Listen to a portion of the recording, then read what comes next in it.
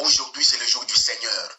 Nous avons mis tous à part, Éternel Père, pour venir t'écouter.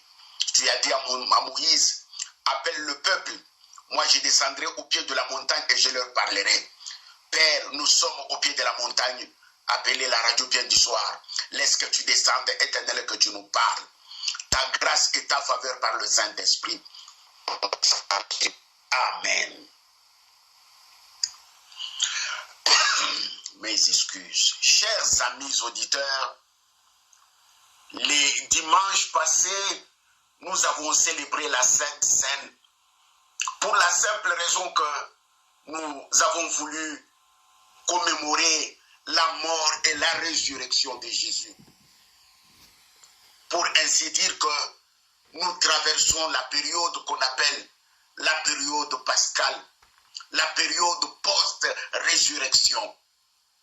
Ainsi, dans la liturgie de l'Église, nous avons pensé continuer à réfléchir ensemble avec les bien-aimés sur la résurrection de Jésus-Christ.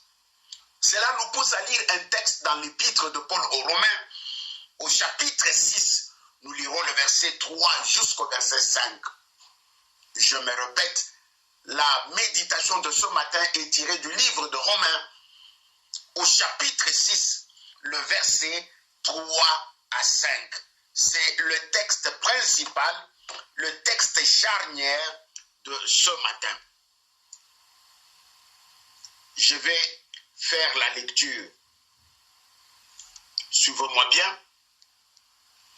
Ignorez-vous que nous tous qui avons été baptisés en Jésus-Christ, c'est en sa mort que nous avons été baptisés.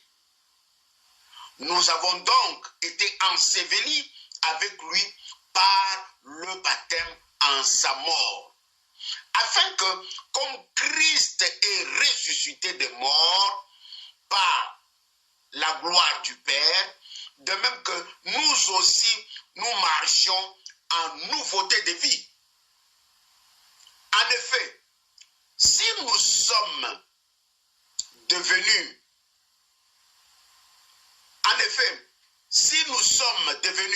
une même plante avec lui par la conformité en sa mort, nous le serons aussi par la conformité en sa résurrection. Je répète le verset 5. En effet, si nous sommes devenus une même plante avec lui, lui là c'est Jésus, par la conformité en sa mort, nous le serons aussi par la conformité en sa résurrection. Ce matin, j'ai choisi de parler sur marcher sur le chemin de la résurrection. Marcher sur le chemin de la résurrection. Nous venons de célébrer Pâques et nous sommes appelés à marcher comme Christ sur le chemin qu'il a tracé pour nous, qui est le chemin de la résurrection. Voilà pourquoi le titre de ma prédication de ce matin est « Marcher sur le chemin de la résurrection ». Dans le texte que nous venons de lire, l'apôtre Paul prend l'image de notre baptême pour nous aider à comprendre la notion de la résurrection.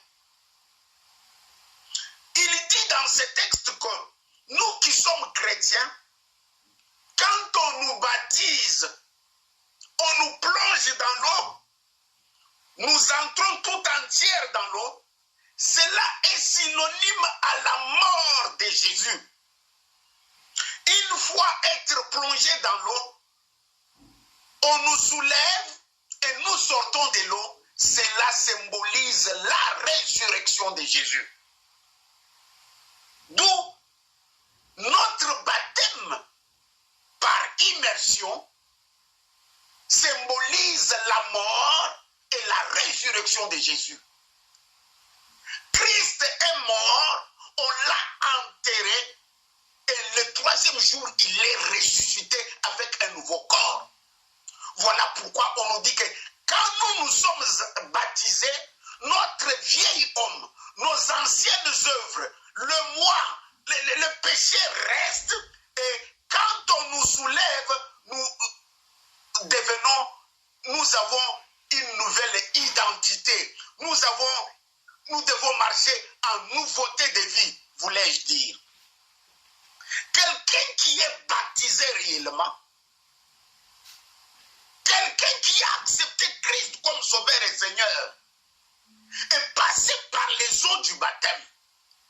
Et après le baptême, il continue à vivre la vie du péché. C'est qu'il n'avait pas encore compris c'est quoi devenir chrétien.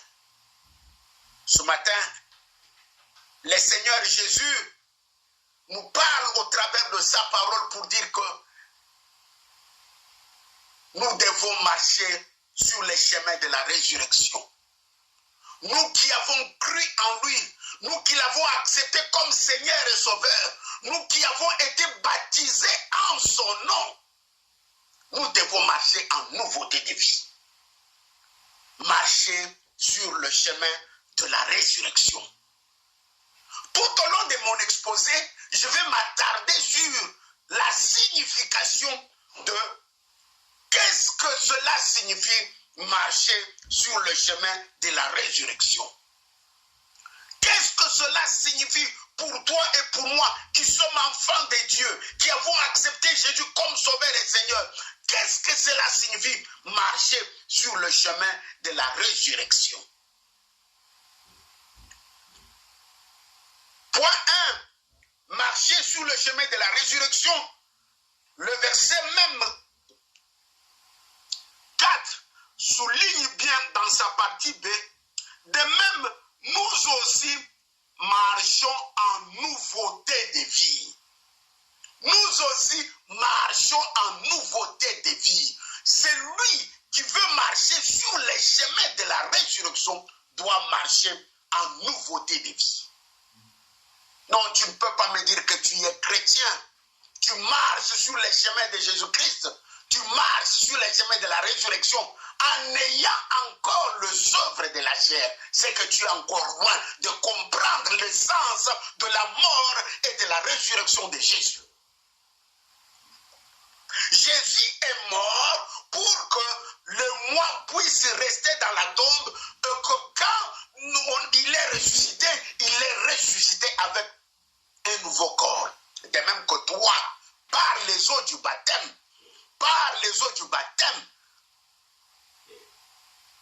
tu es mort au péché et ressuscité avec Christ. Voilà pourquoi j'insiste sur l'importance du baptême par immersion. Le baptême par immersion est le seul vrai baptême qui identifie le chrétien à la mort et à la résurrection de Jésus. Parce que je ne vois pas comment le baptême par aspersion peut symboliser la mort et la résurrection de Jésus. C'est pourquoi nous devons faire très attention avec certaines doctrines. Ce matin, marcher en nouveauté de vie, c'est ça, marcher sur le chemin de Christ.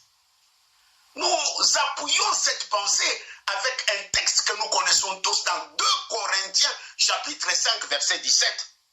Ce passage nous dit que si quelqu'un est en Christ, il est une nouvelle créature. Les choses anciennes sont passées. Voici, toutes choses sont devenues nouvelles. Comment toi tu es en Christ? Tu as encore les œuvres de la chair. Toi tu es en Christ. Tu fumes encore. Toi tu es en Christ. Tu es versé dans l'alcoolisme. Toi tu es en Christ. Tu tapes encore ta femme. Toi tu es en Christ. Tu fraudes encore dans les trains. Toi tu es en Christ. Tu falsifies encore les factures. Toi tu es en Christ. Ce matin, si quelqu'un est en Christ, il est une nouvelle créature. Il est une nouvelle créature. Et j'ajoute bien Maman Régine Fungula Matoyi, ce sont les nouvelles créatures qui participeront à l'enlèvement ce jour-là. Tu peux parler en langue, prophétiser, mais si tu n'es pas une nouvelle créature, les jours de l'enlèvement, tu resteras. Les jours de l'enlèvement, tu resteras. Au contraire, nous chrétiens, notre but, notre aboutissement, notre vision, c'est aller au ciel avec Christ. Mais ne peut aller au ciel avec Christ si et seulement si tu marches en nouveauté de vie. Examine un peu ta marche avec le Seigneur. Examine, est-ce que tu vis en nouveauté de vie seulement? Commençons dans ta famille, parce que nous sommes chrétiens à l'église, oui, mais c'est dans notre famille, les membres de notre famille qui peuvent attester que nous sommes enfants de Dieu. Notre comportement dans la famille. Quelqu'un disait, c'est la femme du pasteur qui peut témoigner si réellement le pasteur est un enfant de Dieu, est converti et il est un vrai pasteur. Parce que souvent, les costumes et les cravates des dimanches là, devant la chair nous trompent. Des fois, la foule nous trompe, mais nous oublions que nous sommes chrétiens comme les autres. Ce matin, examine un peu ta vie. Qu'est-ce que tu as encore dans ta chair, dans ta bouche, dans tes yeux, qui t'amène encore dans le monde? J'aime bien Job quand il dit que j'ai fait un vœu avec mes yeux. Non, c'est que ses yeux doivent regarder seulement ce qui donne gloire à Dieu, parce qu'il est en nouveauté de vie. Peut-être toi tu peux faire un vœu à Dieu pour tes oreilles, pour ta bouche, pour que ce qui sortent de ta bouche soit seulement ce qui édifie, ce que tes oreilles entendent, puisse être seulement ce qui bâtissent l'œuvre de Dieu. Combien de fois nous sommes mêlés dans les songi-songi? Combien de fois nous sommes mêlés dans on m'a dit, tu y as fait? Ce matin, marcher sur le chemin de la résurrection, c'est marcher en nouveauté de vie. Marcher sur le chemin de la résurrection, c'est marcher en nouveauté de vie.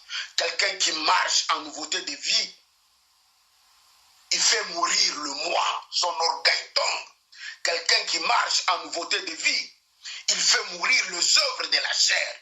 Quelqu'un qui marche dans la nouveauté de vie, il marche dans la sanctification.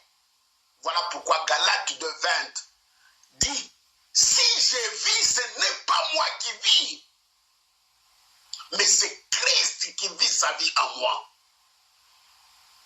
Ce matin, nous sommes appelés à marcher sur le chemin de la résurrection, parce que Christ est ressuscité. Marcher sur le chemin de la résurrection signifie marcher en nouveauté de vie. Qu'est-ce que cela signifie? Marcher sur le chemin de la résurrection. Deuxième point, marcher sur le chemin de la résurrection, c'est marcher dans la joie du Seigneur. C'est marcher dans la joie du Seigneur. Ceci me pousse à lire un texte dans le Nouveau Testament, dans le livre de Jean, chapitre 20, le verset 20. Jean, chapitre 20, le verset 20. Qu'est-ce que cela nous dit? Lisons ensemble. Et quand il eut dit cela, il leur montra ses mains et son côte. Les disciples firent dans la joie en voyant le Seigneur. Je répète, quand il eut dit cela, il leur montra ses mains et son côté. Les disciples furent dans la joie du Seigneur. Bien-aimés, lors de la mort et de l'enterrement de Jésus, l'ennemi avait volé la joie des disciples. Les disciples étaient désespérés. Ce monsieur nous a dit de le suivre. Il nous a dit de tout abandonner pour marcher avec lui. Et voilà que nous avons tout abandonné en le suivant. Maintenant, il est mort. Qu'est-ce que nous deviendrons? Bien-aimés, le texte montre que le troisième jour, quand Jésus était ressuscité, il apparut à ses disciples. Waouh! Et il montra ses mains qui étaient trouées, son côté qui était percé, pour leur rassurer que ce moi qui était mort, qui est ressuscité. la joie était totale. La joie était totale. Les disciples qui avaient perdu espoir, les disciples qui manquaient déjà l'espérance, les disciples qui calculaient déjà rentrer à la pêche, ont vu Jésus apparaître. Et ils se sont souvenus des paroles qui leur disaient que je suis la résurrection et la vie. Je suis la résurrection et la vie. Et la joie était totale dans la salle. Cela signifie que marcher avec Christ, c'est marcher dans la joie du Seigneur. Tu ne peux pas me dire, sans patience, que tu marches avec Christ en ayant une tristesse qui environne ta vie. Non. Non. Bien-aimé, en tant que chrétien sur le chemin de la vie, il y aura des hauts et des bas. Il y aura des moments durs. Ça ne peut pas nous épargner. Il y aura des moments de joie. Mais dans tout cela, le Seigneur aimerait que la joie soit notre partage. La joie soit notre mode de vie. Pourquoi? Parce qu'il s'appelle la résurrection et la vie. Il n'y a aucune situation qui les dépasse. La Bible dit, il n'y a aucun nom au-dessus du nom de Jésus. Marcher sur le chemin de la résurrection, se marcher dans la joie du Seigneur. Marcher sur le chemin de la résurrection, c'est marcher dans la joie du Seigneur. Quand un chrétien est triste, il donne la force à l'ennemi. Devant sa maladie, devant sa situation, devant ses difficultés, il porte l'habit de la tristesse. Ça montre que Christ n'est pas ressuscité.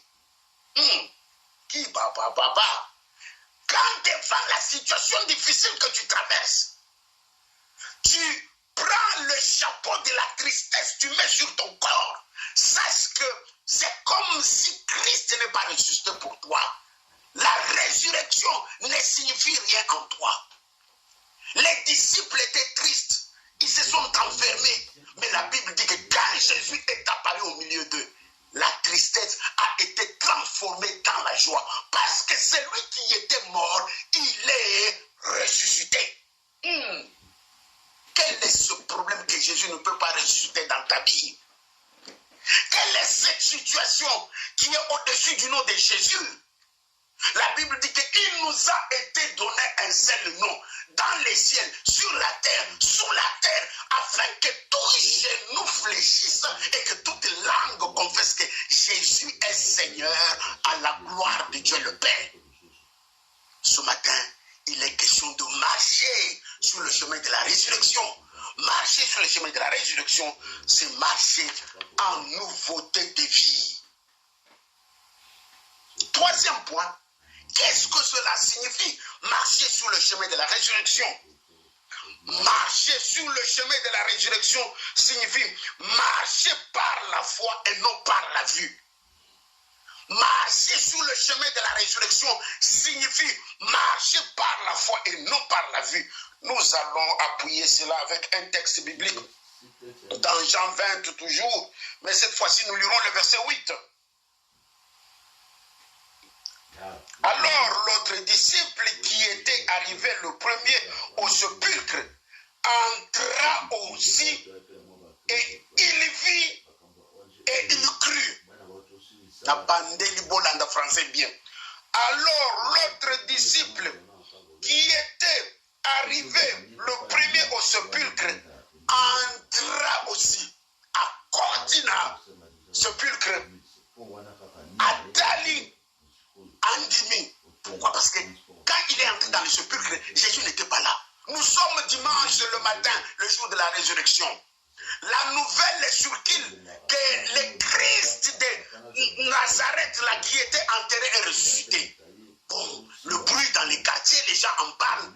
Un disciple que Jésus aimait beaucoup, qui s'appelle Jean, courait jusqu'à la tombe, courait jusqu'au lieu où on avait enterré Jésus. La Bible dit que quand il est entré même dans le sépulcre, il n'a pas vu le corps de Jésus et il est sorti. Il a cru que Jésus est ressuscité. Bien-aimé, ici, j'aimerais parler la notion de la foi. Dans ce verset, on nous montre que ce qui a poussé à ses disciples de croire, c'est parce qu'il a vu que le tombeau était vide, le corps du Seigneur n'était pas là, alors il a cru. Notre foi doit se reposer sur les Seigneurs. Nous ne devons pas croire seulement quand nous voyons, mais nous devons croire parce que le Seigneur a dit. Je répète en français très bien. Nous devons croire parce que le Seigneur a dit. Nous ne devons pas croire parce que nous avons vu. Je reviendrai cela sur le point suivant. Nous sommes les jours de la résurrection. Le disciple arrive, le tombeau est vide et il est content. Il croit que réellement Christ est ressuscité. Bien-aimé, la foi est nécessaire pour la vie chrétienne. La foi est ce carburant qui nous aide à marcher dans la vie chrétienne. Un chrétien sans la foi est comparable à une voiture sans carburant. Tu peux avoir une nouvelle voiture, une belle voiture, mais sans carburant, elle ne va pas se déplacer. De même que tu peux avoir reçu Jésus, accepter le Seigneur, être membre dans l'église, passer par les baptêmes, être même maman Mukambi. Oui, mais si tu n'as pas la foi, tu ne peux pas plaire au Seigneur. Marcher par la foi consiste donc à vivre en croyant que le Seigneur est vivant et fidèle. Il tient toujours à ses promesses. Dans la situation que tu traverses, tu n'as pas besoin de voir, mais tu as besoin de croire. Qu'est-ce que le Seigneur t'avait promis? Qu'est-ce qu'il t'avait dit par rapport à cet enfant-là qui trouble la famille? Qu'est-ce qu'il t'avait dit par rapport à cette situation-là qui dérange ton travail? Qu'est-ce qu'il t'avait dit par rapport à cette maladie? Non, ce matin, une seule parole. Crois au Seigneur. Tu dois croire au Seigneur et réaliser qu'il est vivant. Il est capable et il tient ses promesses. Dieu est fidèle. Quand Dieu promet, il réalise. Malheureusement, parmi nous, nous avons ceux qui ont la foi de Thomas. Ceux qui ont la foi de Thomas, souvenez-vous, dans les évangiles, l'histoire de Thomas, ceux qui ont la foi de Thomas veulent d'abord voir et toucher avant de croire. Ceux qui ont la foi de Thomas, Thomas a douté que Jésus était ressuscité parmi les disciples. Ce n'est que quand Jésus est apparu, là où les disciples étaient après sa résurrection, il a demandé à Thomas de toucher son côté et mettre les doigts dans ses plaies. Et Thomas a cru. Bien-aimé, j'ouvre une parenthèse pour dire que le doute est un ennemi de la foi. Le doute est un ennemi de la foi. Tu ne peux pas recevoir quelque chose de la part de Dieu quand le doute s'installe en toi.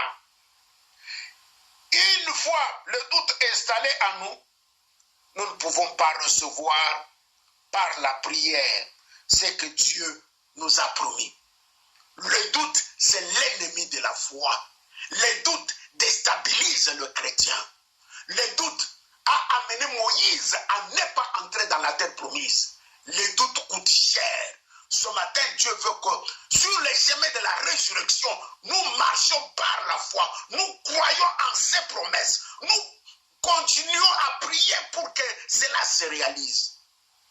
Non, on a prié pour toi par un pasteur. Il a prophétisé pour toi. Comme les Kinois disent, Ozwakin Jondo, ce n'est pas mauvais du tout. Continue à croire et continue à espérer dans cette promesse-là. Et Dieu est fidèle. Dieu est fidèle. De Genèse à Apocalypse, ceux qui ont cru et espéré en Dieu ont été récompensés. Quatrièmement, marcher par la foi, c'est marcher sur le chemin de la délivrance. Marcher par la foi, c'est marcher sur le chemin de la délivrance. Nous lirons ensemble Luc 24, le verset 21. Nous sommes toujours dans les évangiles. Hein? Luc chapitre 24, le verset 21. 2 secondes. Ah, le texte dit ceci. Nous espérions que ce serait lui qui délivrerait Israël. Mais avec tout cela, voici le 3e jour que ces choses se sont passées. Ici, nous sommes sur les chemins de l'Emmaüs.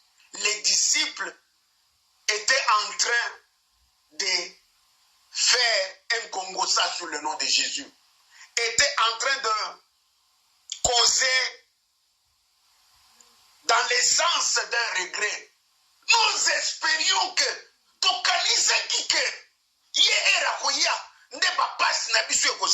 nous espérions que ce serait lui qui délivrerait Israël. Mais avec tout cela, voici 3e jour yango balobaki yangoyo azawapi. Non, bien aimé, par sa résurrection, le Seigneur Jésus a accompli une délivrance spirituelle pour toute l'humanité. La résurrection de Jésus symbolise la délivrance, non pas seulement d'Israël, mais pour l'humanité entière. Voilà pourquoi toi et moi nous sommes appelés enfants de Dieu. Nous étions dans la boue du péché, nous étions dans la sorcellerie de nos familles, nous étions dans les choses sataniques. Mais quand Christ est venu à nous, il nous a délivrés de toutes ces choses. Aujourd'hui, il suffit que quelqu'un accepte Jésus comme Seigneur et Sauveur, il devient membre de la famille de Dieu. Et la puissance de l'ennemi est brisée dans sa vie. Bien-aimé, au travers de la résurrection, Christ a accompli 3 choses. La première, en ressuscitant, Christ a détruit l'œuvre du Satan ou les œuvres de Satan. Les œuvres du Satan dans nos vies ont été détruites par la résurrection de Jésus. La maladie, la malédiction, les envoûtements n'ont plus de pouvoir. Quand quelqu'un a Jésus et il décide de marcher sur le chemin de la résurrection, si tu y as Jésus et tu ne marches pas sur le chemin de la résurrection, ces choses peuvent déranger ta vie. Mais une fois que tu as accepté Jésus, tu décides de marcher sur le chemin de la résurrection. Non, je sais qu'il y a des choses qui nécessitent la délivrance, mais Christ a déjà accompli la délivrance à la croix par sa mort et par sa résurrection. Ce qui reste, c'est notre devoir de confesser, d'aller chez les pasteurs si c'est nécessaire, pour que certains mauvais esprits libèrent nos corps, certaines maladies quittent nos corps. Christ a détruit les œuvres de Satan dans nos vies. Donc Christ a brisé les jougs maléfiques qui pesaient sur nous. Christ a brisé les jougs maléfiques. La malédiction qui était sur toi, Christ l'a brisée. Et Christ a roulé la pierre qui empêchait de voir le sépulcre. Devant le sépulcre, on avait placé la pierre pour empêcher que Jésus ne puisse pas sortir, pour dire que ces promesses de résurrection-là n'auront pas lieu. On place une grosse pierre à l'entrée de la tombe pour qu'il ne sorte pas. Mais par la puissance de la résurrection, même la pierre était jetée loin, pour prouver que rien n'empêche à Christ d'intervenir dans ta vie. Aucune pierre sur les chemins de ta vie ne peut l'empêcher à ce que tu entres dans ta destinée. Aucun blocage que la famille a placé ne peut résister au nom de Jésus. Ce matin, nous sommes appelés à marcher sur le chemin de la résurrection, qui est le chemin de la délivrance.